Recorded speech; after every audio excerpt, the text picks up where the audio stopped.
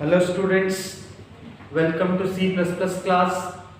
In today's class, we are going to start the fourth unit of your syllabus, that is classes and objects.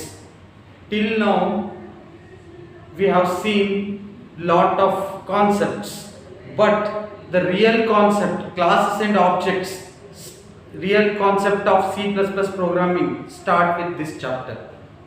ನೋಡಿ ಇಲ್ಲಿವರೆಗೂ ನಾವು ಸುಮಾರು ಕಾನ್ಸೆಪ್ಟ್ಗಳನ್ನು ನೋಡಿದ್ದೀವಿ. ಆದರೆ C++ನ important feature classes and objects ಈ ಕ್ಲಾಸಿಂದ ಸ್ಟಾರ್ಟ್ ಆಗುತ್ತೆ.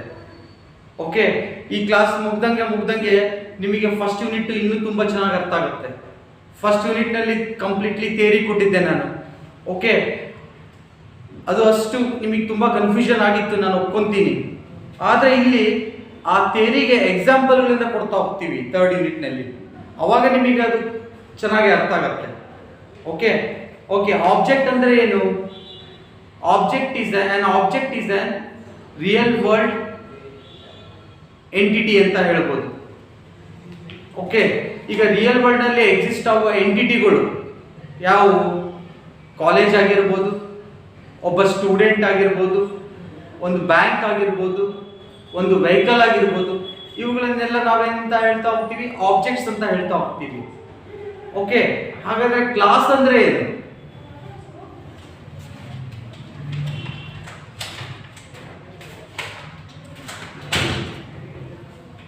ಹಾಗಾದ್ರೆ ಕ್ಲಾಸ್ ಅಂದ್ರೆ ಏನು? Class is a collection of objects. Class ಅಂದ್ರೆ collection of objects. It is a user defined data type. Class ಅಂದ್ರೆ ಯೂಸರ್ ಡಿಫೈನ್ಡ್ ಡಾಟಾ ಟೈಪ್ ಅಂತ ನಾವು ಹೇಳ್ಬೋದು. ಗೊತ್ತಾಯ್ತಾ? ಓಕೆ, ಸ್ಟ್ರಕ್ಚರ್ ನೋಡಿದ್ದೀರಾ ನೀವು, ಹೌದಾ? ಸ್ಟ್ರಕ್ಚರ್ ತರನೇ ಕ್ಲಾಸ್ ಕೂಡ. ನಾನು ಲಾಸ್ಟ್ ಕ್ಲಾಸ್ನಲ್ಲಿ what are the drawbacks of structures, what is the need of implementing class ಅದೆಲ್ಲ ಹೇಳಿದ್ದೆ ನಿಮಗೆ, ಹೌದಾ? ಸ್ಟ್ರಕ್ಚರ್ಸ್ ಇದ್ದಾಗ ಕೂಡ ನಾವು ಕ್ಲಾಸ್ ಅನ್ನ ಇಂಪ್ಲಿಮೆಂಟ್ ಮಾಡಿದ್ವಿ. ಯಾಕೆ ಮಾಡಿದ್ವಿ? ಸ್ಟ್ರಕ್ಚರ್ಸ್ ಇಂದ ಕೆಲವೊಂದು ಕಾನ್ಸೆಪ್ಟ್ಗಳನ್ನ ನಾವು ಪ್ರೋಗ್ರಾಮ್ ಮಾಡಕ್ಕೆ ಬರೋದಿಲ್ಲ. Okay, we need class. Data hiding structures ನಲ್ಲಿ ಇಲ್ಲ, ಆದರೆ ಕ್ಲಾಸ್ ಅಲ್ಲಿ ಡಾಟಾ ಹೈಡಿಂಗ್ ಇದೆ, ಎನ್ಕ್ಯಾಪ್ಸುಲೇಷನ್ ಇದೆ, ಪಾಲಿಮಾರ್ಫಿಸಮ್ ಇದೆ, ಇನ್ಹೆರಿಟೆನ್ಸ್ ಇದೆ. ಇದೆಲ್ಲ ಸ್ಟ್ರಕ್ಚರ್ಸ್ ನಲ್ಲಿ ಇಲ್ಲ. ಅರ್ಥ ಆಗ್ತಾ ಇದೆ ನಾನು ಹೇಳೋದು? ಓಕೆ, ಕ್ಲಾಸ್ ಅಂದ್ರೆ ಏನು? ಕಲೆಕ್ಷನ್ ಆಫ್ ಆಬ್ಜೆಕ್ಟ್ಸ್ ಅಂತ ಹೇಳ್ಬೋದು. It is a user defined data type like structure. Okay, ನೋಡಿ, a class is a way to bind the data and its associated functions together. Data ಮತ್ತೆ ಅದಕ್ಕೆ ಅಸೋಸಿಯೇಟ್ ಆಗಿರುವ functions ನಾವು ಒಂದು ಕ್ಲಾಸ್ ನಲ್ಲಿ ಏನ್ ಮಾಡ್ತೀವಿ? ಬೈಂಡ್ ಮಾಡ್ತೀವಿ. It allows the data and functions to be hidden. Data ಮತ್ತೆ ಫಂಕ್ಷನ್ಸ್ ಹೈಡ್ ಮಾಡಿ ಇಡ್ತೀವಿ ನಾವು ಔಟ್ಸೈಡ್ ವರ್ಲ್ಡ್ ಇಂದ, using a concept of class. When defining a class, we are creating a new abstract data type. ಒಂದು class ಅನ್ನ define ಮಾಡೋದಂದ್ರೆ ಏನು? It is creating a new abstract data type. Abstract ಅಂದ್ರೆ brief. Exam ಅಲ್ಲಿ ಕೇಳ್ತಾರೆ, explain briefly these its concepts ಅಂತ ಹೇಳಿ. Okay, briefly ಅಂದ್ರೆ ಸಂಪೂರ್ಣವಾಗಿ ಅಲ್ಲ, ಅದರ ಇಂಪಾರ್ಟೆಂಟ್ ಫೀಚರ್ಸ್ ಅಷ್ಟೇ ಹೈಲೈಟ್ ಆಗಿರುತ್ತೆ. Okay, it is in brief. ಅದಕ್ಕೆ ಅಬ್ಸ್ಟ್ರಾಕ್ಟ್ ಕ್ಲಾಸ್ ಟೈಪ್ ಅಂತ ಹೇಳ್ತೀವಿ ನಾವು, ಅಬ್ಸ್ಟ್ರಾಕ್ಟ್ ಡಾಟಾ ಟೈಪ್ ಅಂತ ಹೇಳ್ತೀವಿ. Okay, A class specification has two parts. A class specification has two parts. ಒಂದು ಕ್ಲಾಸ್ ಅಂದ್ರೆ ಅದು ಯಾವ ರೀತಿ ಸ್ಪೆಸಿಫೈ ಮಾಡ್ತೀವಿ, ಅದರಲ್ಲಿ ಟೂ ಪಾರ್ಟ್ಸ್ ಇರ್ತವೆ. ಒಂದು ಕ್ಲಾಸ್ ಡಿಕ್ಲರೇಷನ್. ಯಾವುದು? Class declaration. ಇನ್ನೊಂದು class function definition. Class declaration and class function definition. Okay, the class declaration describes type and scope of its members. Class declaration ಏನ್ ಹೇಳುತ್ತೆ? Type and scope of its members. ಅದ್ರ members type ಯಾವುದು, ಅದ್ರ scope ಏನು, ಇದ್ರ ಬಗ್ಗೆ class declaration ಹೇಳುತ್ತೆ.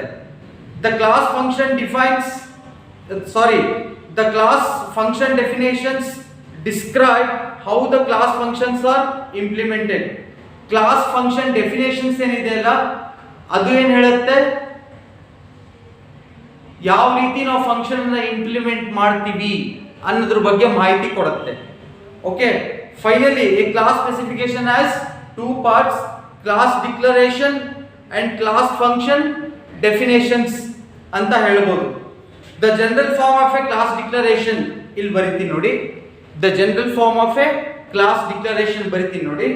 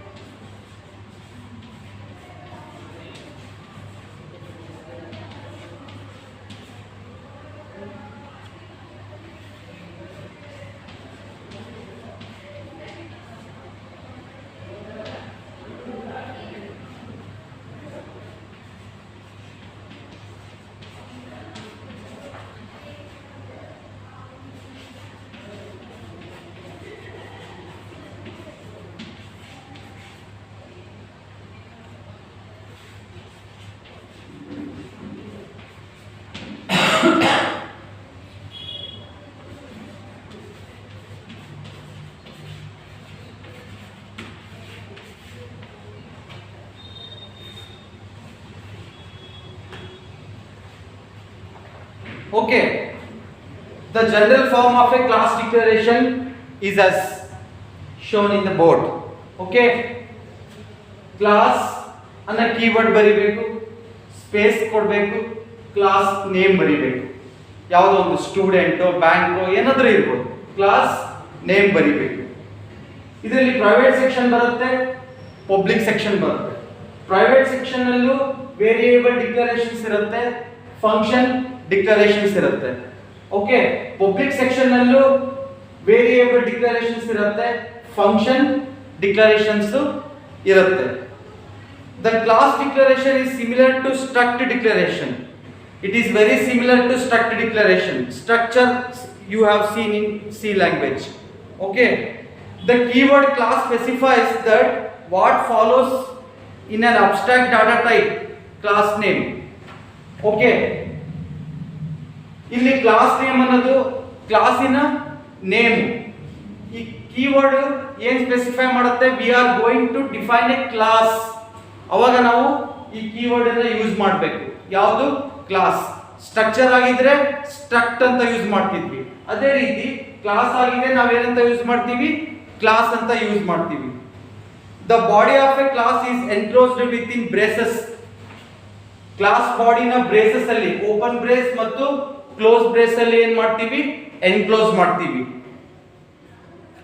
The body of a class is enclosed with braces and terminated by a semicolon. ನೋಡಿ, ಇಲ್ಲಿ ಸೆಮಿಕಾಲನ್ ಇಂದ ಇದನ್ನ ಟರ್ಮಿನೇಟ್ ಮಾಡಬೇಕು. ಕ್ಲಾಸ್ ಡೆಫಿನೇಷನ್ ಇಂದ ಓಪನ್ ಬ್ರೇಸ್, ಕ್ಲೋಸ್ ಬ್ರೇಸ್ ಆದ್ಮೇಲೆ ಸೆಮಿಕಾಲನ್ ಇಂದ ಅದನ್ನ ಏನ್ ಮಾಡಬೇಕು, ಟರ್ಮಿನೇಟ್ ಮಾಡಬೇಕು. The class body contains the declaration of variables and functions. Class body ಏನನ್ನು ಒಳಗೊಂಡಿರುತ್ತೆ, declaration of variables and functions. These functions and variables are collectively called class members. ಇವಕ್ಕೆ ಏನಂತ ಕರಿತೀವಿ ನಾವು, ಕ್ಲಾಸ್ ಮೆಂಬರ್ಸ್ ಅಂತ ಕರಿತೀವಿ. They are usually grouped under two sections. They are usually grouped under two sections. Two sections ಆಗಿ ಅವುಗಳನ್ನ ಏನು ಮಾಡ್ತೀವಿ, ಗ್ರೂಪ್ ಮಾಡ್ತೀವಿ. Namely private and public. Private ಮತ್ತೆ ಪಬ್ಲಿಕ್ ಸೆಕ್ಷನ್ ಆಗಿ ಎರಡು ಸೆಕ್ಷನ್ ಆಗಿ ಅವುಗಳನ್ನ ಏನ್ ಮಾಡ್ತೀವಿ ನಾವು, ಗ್ರೂಪ್ ಮಾಡ್ತೀವಿ. to denote which of the members are private and which of the members are public. ಯಾವ ಮೆಂಬರ್ಸ್ ಪ್ರೈವೇಟ್ ಇದಾವೆ, ಯಾವ ಮೆಂಬರ್ಸ್ ಪಬ್ಲಿಕ್ ಇದಾವೆ ಅಂತ ಇಂಡಿಕೇಟ್ ಮಾಡೋದಕ್ಕೆ ನಾವಿಲ್ಲಿ ಪ್ರೈವೇಟ್ ಮತ್ತೆ ಪಬ್ಲಿಕ್ ಕೀವರ್ಡ್ ಗಳನ್ನ ಯೂಸ್ ಮಾಡ್ತೀವಿ. These keywords are followed by a colon. ಈ ಕೀವರ್ಡ್ಸ್ ಏನಿದಾವಲ್ಲ ಪಬ್ಲಿಕ್ ಮತ್ತೆ private, they are followed by A colon. ಅದ್ರ ಮುಂದ್ಗಡೆ ನಾವೇನ್ ಹಾಕ್ಬೇಕು, colon ಹಾಕ್ಬೇಕು. The class members that have been declared as private can be accessed only from within the class. ಯಾವುದು ನಾವು private ಅಂತ ಡಿಕ್ಲೇರ್ ಮಾಡಿರ್ತೀವಿ ಅವು ವಿತಿನ್ ದ ಕ್ಲಾಸ್ ಅಷ್ಟೇ ಆಕ್ಸೆಸ್ ಮಾಡಕ್ಕೆ ಸಾಧ್ಯ. ಸೊ ಈ ಫಂಕ್ಷನ್ಸ್, ಈ ವೇರಿಯೇಬಲ್ಸ್ ನ ಏನ್ ಮಾಡಬಹುದು, ಪ್ರೈವೇಟ್ ವೇರಿಯೇಬಲ್ಸ್ ನ ಆಕ್ಸೆಸ್ ಮಾಡಬಹುದು, ಯಾಕಂದ್ರೆ ಅದು ವಿತಿನ್ ದ ಕ್ಲಾಸ್ ಇದೆ. ಕ್ಲಾಸ್ ಹೊರಗಡೆ ಇರೋ ಫಂಕ್ಷನ್ ಈ ಪ್ರೈವೇಟ್ ವೇರಿಯೇಬಲ್ ನ ಆಕ್ಸೆಸ್ ಮಾಡಕ್ ಆಗತ್ತಾ, ಆಗೋದಿಲ್ಲ. ಇಟ್ ಈಸ್ ಕಂಪ್ಲೀಟ್ಲಿ ಹಿಡನ್ ಅಂತ ಹೇಳ್ಬೋದು ನಾವು. ಇಟ್ ಈಸ್ ಕಂಪ್ಲೀಟ್ಲಿ ಹಿಡನ್ ಅಂತ ಹೇಳ್ಬೋದು. The variables declared inside the class are known as data members. ಈ ವೇರಿಯೇಬಲ್ಸ್ ಏನ್ ಡಿಕ್ಲೇರ್ ಮಾಡ್ಕೊಂಡಿರ್ತೀವಲ್ಲ ಕ್ಲಾಸ್ ಒಳಗೆ, ಆ ವೇರಿಯೇಬಲ್ಸ್ ಗೆ ನಾವ್ ಏನಂತ ಕರಿತೀವಿ, ಡಾಟಾ ಮೆಂಬರ್ಸ್ ಅಂತ ಕರಿತೀವಿ. And the functions are known as member functions. ಈ ಫಂಕ್ಷನ್ಸ್ ಗಳಿಗೆ ಏನಂತ ಕರಿತೀವಿ, ಮೆಂಬರ್ ಫಂಕ್ಷನ್ಸ್. ವೇರಿಯೇಬಲ್ ಏನ್ ಡಿಕ್ಲೇರ್ ಮಾಡ್ಕೊಂಡಿರ್ತೀವಲ್ಲ, mostly int a, float b ಅಂತ ಡಿಕ್ಲೇರ್ ಮಾಡ್ಕೊಂಡಿರ್ಬೋದು, ಅವುಗಳಿಗೆ ಏನಂತ ಹೇಳ್ತೀವಿ, ಡಾಟಾ ಮೆಂಬರ್ಸ್ ಅಂತ ಹೇಳ್ತೀವಿ. ಕೆಲವೊಂದು ಫಂಕ್ಷನ್ ಡಿಕ್ಲರೇಷನ್ ಬರ್ದಿರ್ಬೋದು, ಆ ಫಂಕ್ಷನ್ ಡಿಕ್ಲರೇಷನ್ಸ್ ಗಳಿಗೆ ಏನ್ ಹೇಳ್ತೀವಿ, ಮೆಂಬರ್ ಫಂಕ್ಷನ್ಸ್ ಅಂತ ಹೇಳ್ತೀವಿ. ಓಕೆ ಓಕೆ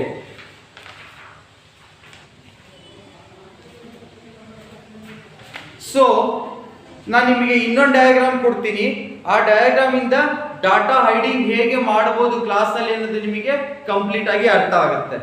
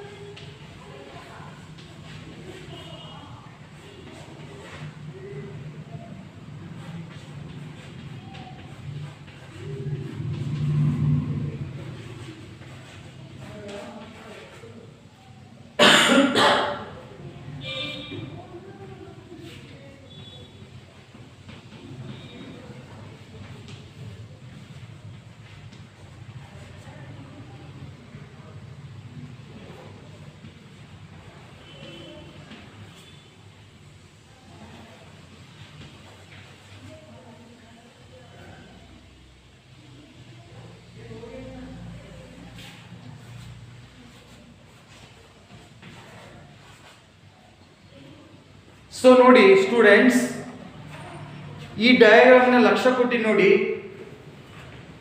ಒಂದು ಕ್ಲಾಸ್ನಲ್ಲಿ ಪ್ರೈವೇಟ್ ಏರಿಯಾ ಇರುತ್ತೆ ಮತ್ತೆ ಪಬ್ಲಿಕ್ ಏರಿಯಾ ಇರುತ್ತೆ. ಪ್ರೈವೇಟ್ ಏರಿಯಾಗೆ ಎಂಟ್ರಿ ಇದೆನಾ? ಎಂಟ್ರಿ ಇಲ್ಲ. No entry to private data. ಹೊರಗಡೆ ಯಾವುದೇ ಫಂಕ್ಷನ್ ಕೂಡ ಈ ಡಾಟಾನ ಏನ್ ಮಾಡಕ್ಕಾಗಲ್ಲ, ಅಕ್ಸೆಸ್ ಮಾಡಕ್ಕಾಗಲ್ಲ. ಈ ಫಂಕ್ಷನ್ ಅನ್ನು ಕೂಡ ಅಕ್ಸೆಸ್ ಮಾಡಕ್ಕಾಗಲ್ಲ. It is completely hidden. ಇದು ಪಬ್ಲಿಕ್ ಏರಿಯಾ. ಇಲ್ಲಿ ಪಬ್ಲಿಕ್ ಏರಿಯಾದಲ್ಲೂ ಡಾಟಾ ಫಂಕ್ಷನ್ಸ್ ಇವೆ. ಆ ಡಾಟಾ ಅಂಡ್ ಫಂಕ್ಷನ್ಸ್ ಹೊರಗಡೆ ಡಾಟಾ ಅಂಡ್ ಫಂಕ್ಷನ್ಸ್ ಏನ್ ಮಾಡಬಹುದು, ಅಕ್ಸೆಸ್ ಮಾಡಬಹುದು. Entry allowed to public area. Here entry is not allowed to private area. Okay, next, ಈ ಡಾಟಾ ಮತ್ತೆ ಫಂಕ್ಷನ್ಸ್ ಈ ಪಬ್ಲಿಕ್ ಏರಿಯಾದಲ್ಲಿರೋ ಡಾಟಾ ಫಂಕ್ಷನ್ಸ್ ಅಕ್ಸೆಸ್ ಮಾಡಬಹುದಾ? ಮಾಡಬಹುದು. ಈ ಫಂಕ್ಷನ್ಸ್ಗಳು ಈ ಡಾಟಾನ ಮತ್ತೆ ಈ ಫಂಕ್ಷನ್ಸ್ ಅನ್ನ ಏನ್ ಮಾಡಬಹುದು, ಅಕ್ಸೆಸ್ ಮಾಡಬಹುದು. ಓಕೆ, ಇಲ್ಲಿ ನೋಡಿ, ಇಲ್ಲಿ ಆರೋ ಮಾರ್ಕ್ ಇಂದ ತೋರಿಸಿದೀವಿ. ಇಲ್ಲಿ ಅಕ್ಸೆಸ್ ಮಾಡ್ತಾ ಇದೆ ಇದು. Okay, it is completely hidden. Only those data members and member functions which are defined in the public area of the class can access these data and functions which are present in the private area. Public area ದಲ್ಲಿ ಏನು data and functions ಇರುತ್ತಲ್ಲ, ಆ data and functions private area ದಲ್ಲಿ ಇರುವ data and functions ಅನ್ನ ಏನು ಮಾಡಬಹುದು, access ಮಾಡಬಹುದು. ಆದರೆ ಕ್ಲಾಸ್ ಇಂದ ಹೊರಗಡೆ ಇರುವ data and functions ಈ ಪ್ರೈವೇಟ್ ಏರಿಯಾದಲ್ಲಿ ಇರುವ data and functions ಅನ್ನು access ಮಾಡಕ್ಕೆ ಸಾಧ್ಯನಾ? ಸಾಧ್ಯ ಇಲ್ಲ. It is data hidden. Data is completely hidden here. ಡಾಟಾನ ಕಂಪ್ಲೀಟ್ ಆಗಿ ನಾವೇನ್ ಮಾಡಿರ್ತೀವಿ, ಇಲ್ಲಿ ಹೈಡ್ ಮಾಡಿರ್ತೀವಿ. Data is hidden. Okay, okay, hope you have understood the concept.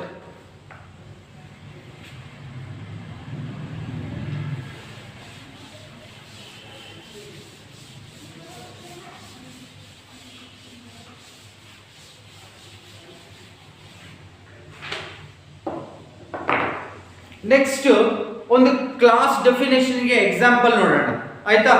Okay, ಅವಾಗ ನಿಮಗೆ ಕಾನ್ಸೆಪ್ಟ್ ಕ್ಲೀನ್ ಆಗಿ ಅರ್ಥ ಆಗುತ್ತೆ. Class item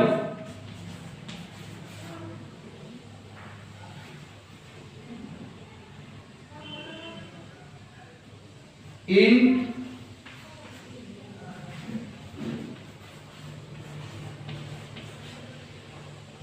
number, float, cost, public,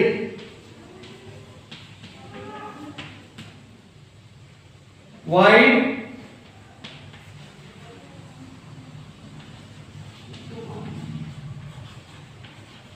get the data,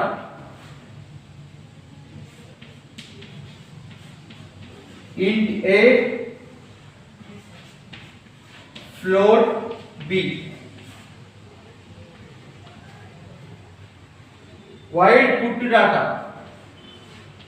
wide put data.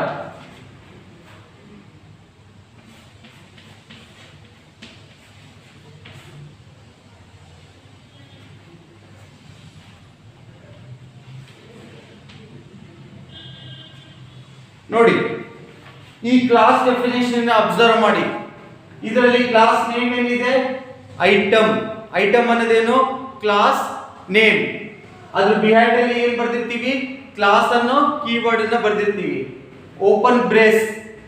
ಇದರಲ್ಲಿ ಮೊದಲನೇ ಸೆಕ್ಷನ್ ಏನಂತ ನಾನು ರೆಪ್ರೆಸೆಂಟ್ ಮಾಡಿದ್ದೆ ಡಯಾಗ್ರಾಮ್ ಅಲ್ಲಿ, ಪ್ರೈವೇಟ್ ಸೆಕ್ಷನ್ ಅಂತ ರೆಪ್ರೆಸೆಂಟ್ ಮಾಡಿದ್ದೆ, ಪ್ರೈವೇಟ್ ಅಂತ. ಆದ್ರೆ ಇಲ್ಲಿ ನಾನು ಪ್ರೈವೇಟ್ ಅಂತ ಬರ್ದಿಲ್ಲ. ನಾನು ಪ್ರೈವೇಟ್ ಅಂತ ಬರೀಲಿಲ್ಲ ಅಂದ್ರೂ ಅದು ಡಿಫಾಲ್ಟ್ ಆಗಿ ಏನ್ ತೋಣುತ್ತೆ, ಪ್ರೈವೇಟ್ ಅಂತಾನೆ ತೋಣುತ್ತೆ. ಕಂಪೈಲರ್ ಡಿಫಾಲ್ಟ್ ಆಗಿ ಏನ್ ತೋಣುತ್ತೆ, ಪ್ರೈವೇಟ್ ಅಂತಾನೆ ತೋಣುತ್ತೆ. ಹಾಗಾಗಿ ಇಂಟ್ ನಂಬರ್, ಫ್ಲೋಟ್, ಕಾಸ್ಟ್ ಅಂತ ವೇರಿಯೇಬಲ್ ಡಿಕ್ಲೇರ್ ಮಾಡ್ಕೊಂಡಿದೀವಲ್ಲ, ವಿಚ್ ಆರ್ ಪ್ರೈವೇಟ್. ಅವು ಏನು, private. Outside functions cannot access these variables. Okay, public section ಅಲ್ಲಿ ಏನಂತ ಡಿಫೈನ್ ಮಾಡಿದೀವಿ, ಎರಡು ಫಂಕ್ಷನ್ ಅನ್ನ ಡಿಕ್ಲೇರ್ ಮಾಡ್ಕೊಂಡಿದೀವಿ ಇಲ್ಲಿ. ಒಂದು ಗೆಟ್ ಡಾಟಾ, ಇನ್ನೊಂದು ಪುಟ್ ಡಾಟಾ. ಎರಡರದ್ದು ರಿಟರ್ನ್ ಟೈಪ್ ಏನಿದೆ, ವೈಡ್ ಇದೆ. ಏನು ರಿಟರ್ನ್ ಮಾಡ್ತಿಲ್ಲ ಎರಡು ಫಂಕ್ಷನ್. ಗೆಟ್ ಡಾಟಾ ಪ್ಯಾರಾಮೀಟರ್ಸ್ ಯಾವು, ಇಂಟ್ ಎ ಮತ್ತೆ ಫ್ಲೋಟ್ ಬಿ. ಪುಟ್ ಡಾಟಾಗೆ ಇಟ್ ಹ್ಯಾಸ್ ನೋ ಪ್ಯಾರಾಮೀಟರ್ಸ್, ಅದು ಯಾವುದೇ ಆರ್ಗ್ಯುಮೆಂಟ್ ಅನ್ನ ಅಕ್ಸೆಪ್ಟ್ ಮಾಡ್ಕೊಳೋದಿಲ್ಲ. ಅದಕ್ಕೆ ಏನಂತ ಬರ್ದಿದ್ದೀವಿ, ವೈಡ್ ಅಂತ ಬರ್ದಿದ್ದೀವಿ. ಓಕೆ ಓಕೆ ಈ ಗೆಟ್ ಡಾಟಾ ಮತ್ತೆ ಪುಟ್ ಡಾಟಾ ಫಂಕ್ಷನ್ಸ್ ಏನಿದಾವಲ್ಲ, ಆ ಫಂಕ್ಷನ್ಸ್ ಈ ಪ್ರೈವೇಟ್ ಸೆಕ್ಷನ್ ಅಲ್ಲಿ ಬರುವ ಇಂಟಿಜರ್ ನಂಬರ್ ಮತ್ತು ಫ್ಲೋಟ್ ಕಾಸ್ಟ್ ಅನ್ನೋ ವೇರಿಯೇಬಲ್ ಗಳನ್ನ ಏನ್ ಮಾಡಬಹುದು, ಅಕ್ಸೆಸ್ ಮಾಡಬಹುದು. ಆದ್ರೆ ಔಟ್ಸೈಡ್ ಫಂಕ್ಷನ್ಸ್ ಡಾಟಾ ಇದನ್ನ ಅಕ್ಸೆಸ್ ಮಾಡೋದಕ್ಕೆ ಆಗೋದಿಲ್ಲ. ಓಕೆ, ಹಿಯರ್ ಈ ರೀತಿ ನಾವು ಕ್ಲಾಸ್ ಅನ್ನ ಏನ್ ಮಾಡ್ತೀವಿ, ಡಿಫೈನ್ ಮಾಡ್ತೀವಿ. ಓಕೆ, ಕ್ಲಾಸ್ ಡಿಫೈನ್ ಮಾಡಿದ್ಮೇಲೆ ಅದನ್ನ ಡಿಕ್ಲೇರ್ ಮಾಡ್ಕೋಬೇಕು ತಾನೆ. ಯಾವ ರೀತಿ ಡಿಕ್ಲೇರ್ ಮಾಡ್ಕೊಂತೀವಿ ಕ್ಲಾಸ್ ಅನ್ನ? It is very easy. Okay, ಈಗ ಈ ಕ್ಲಾಸ್ ಟೈಪಿನ ಒಂದು ವೇರಿಯೇಬಲ್ ಬೇಕು ನಿಮಗೆ. ಅವಾಗ ಏನ್ ಮಾಡ್ತೀವಿ,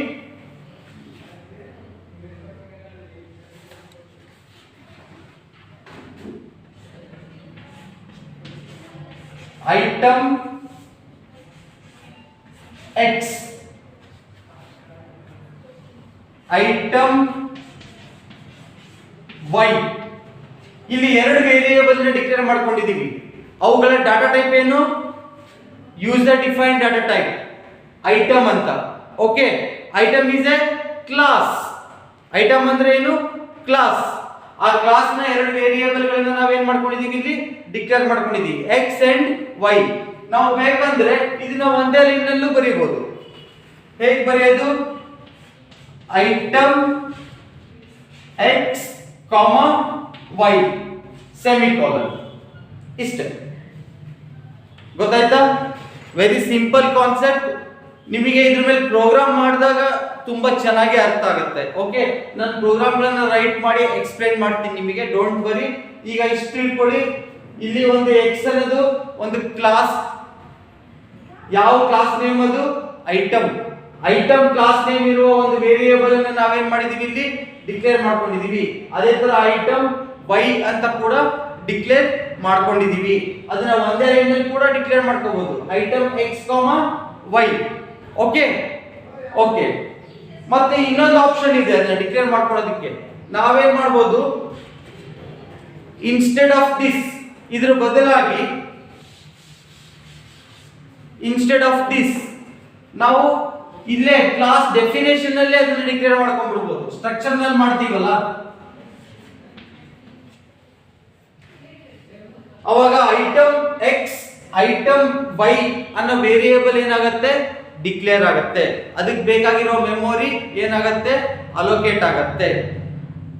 ಓಕೆ, ಇದು ಕ್ಲಾಸ್ ಡೆಫಿನೇಷನ್ ಅಲ್ಲಿ ಆದ್ರೂ ಮಾಡಬಹುದು ಅಥವಾ ಸಪರೇಟ್ ಆಗಿ ಆದ್ರೂ ಡಿಕ್ಲೇರ್ ಮಾಡ್ಕೋಬಹುದು. ಓಕೆ ಓಕೆ, ಈ ಕ್ಲಾಸ್ ಅಲ್ಲಿ ಇಷ್ಟು ಸಾಕು. Next ಅಕ್ಸೆಸಿಂಗ್ the class members. Class members ಗಳನ್ನ ಯಾವ ರೀತಿ ಅಕ್ಸೆಸ್ ಮಾಡಬೇಕು, ಮತ್ತೆ ಆ ಫಂಕ್ಷನ್ ಡೆಫಿನೇಷನ್ಸ್ ನ ಎಲ್ಲಿ ಬರಿಬೇಕು, ಅವನ್ನೆಲ್ಲ ನೆಕ್ಸ್ಟ್ ಕ್ಲಾಸ್ ಅಲ್ಲಿ ನಾನು ನಿಮಗೆ ಎಕ್ಸ್ಪ್ಲೇನ್ ಮಾಡಿ ಹೇಳ್ತೀನಿ. ಓಕೆ, ಇಷ್ಟು ಓದ್ಕೊಳ್ಳಿ. ಈಗ ಟೆಕ್ಸ್ಟ್ ಬುಕ್ ಓದಿ. ಓಕೆ, ಏನಾದ್ರು ಡೌಟ್ಸ್ ಇದ್ರೆ ನನಗೆ ಕಾಲ್ ಮಾಡಿ. Until then, good by.